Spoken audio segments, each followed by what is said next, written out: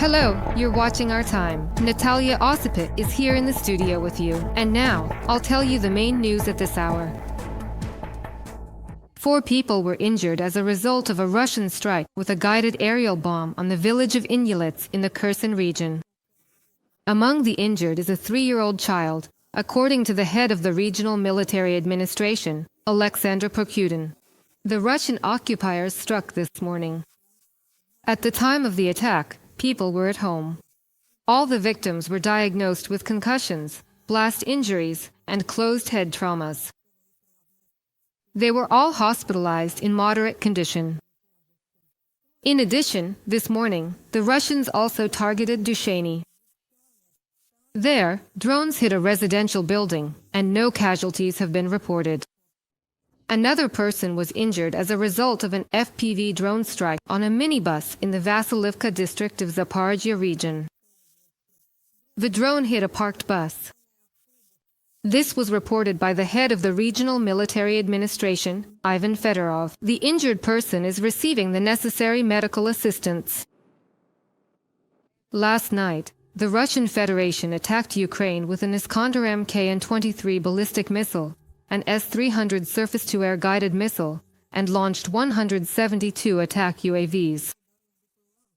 This was reported by the Air Force of the Armed Forces of Ukraine. The attack was repelled by aviation, anti-aircraft and missile troops, electronic warfare and drone units, as well as mobile fire groups of the Ukrainian Defense Forces. According to preliminary data, the air defense was engaged and 136 enemy UAVs were also suppressed. Missile strikes on 36 attack UAVs were recorded at 13 locations.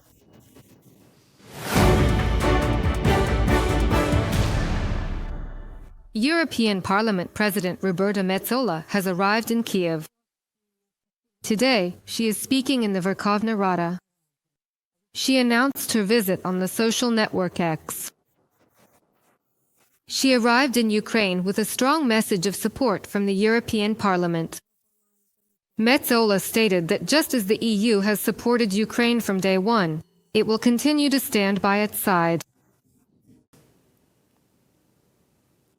In the Czech Republic, the JWI-4000 interceptor drone was unveiled.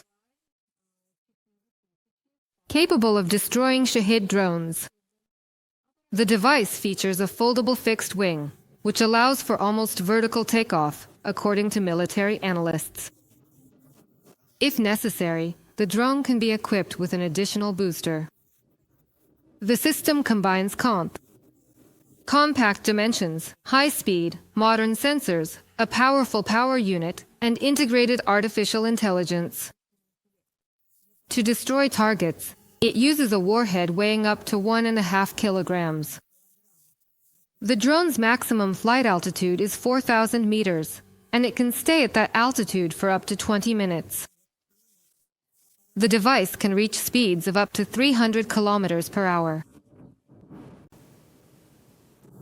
Russian Federation military personnel are leaving Belarusian training grounds after the Zapad 2025 exercises.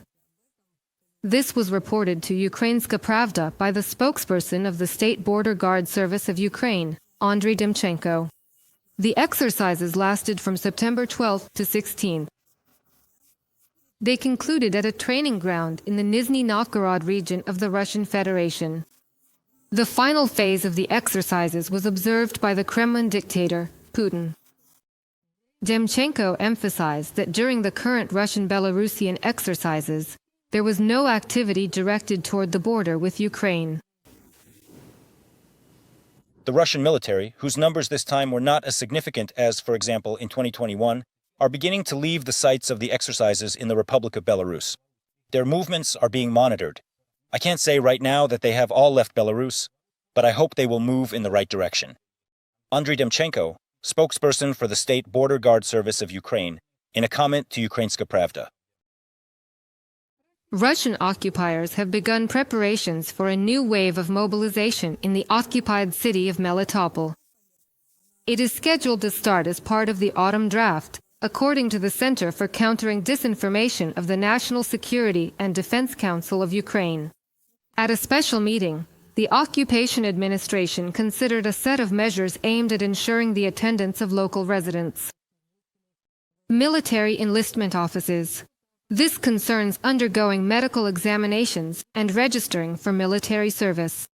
According to the Center for Countering Disinformation, this is essentially yet another attempt to forcibly involve Ukrainians in the war against their own country. Russian forces are using every possible method to force residents of the temporarily occupied territories to join the ranks of the Russian army. The forced mobilization of the population from temporarily occupied territories is a blatant violation of international humanitarian law. Such actions are officially classified as a war crime. While Russian propaganda claims that the Kremlin supposedly cares about the population of the occupied territories, the reality shows the opposite. In fact, the occupiers see Ukrainian citizens in the temporarily occupied territories only as a resource, as cannon fodder to replenish their army. From a statement by the Center for Countering Disinformation under the National Security and Defense Council of Ukraine. Fighters from the 225th Separate Assault Regiment continue to push back Russian invaders in the border area of Sumy Oblast. The occupiers were driven back near the villages of Konstantinovka and Novokonstantinovka. The Russian offensive operation on Sumy has been completely thwarted. This was reported at the Supreme Commander-in-Chief's headquarters by the Commander-in-Chief of the Armed Forces of Ukraine, Alexander Syrsky. Thanks to the effective actions of strike drones and bomber drones, the Russian advance here was stopped even before they could approach Ukrainian positions.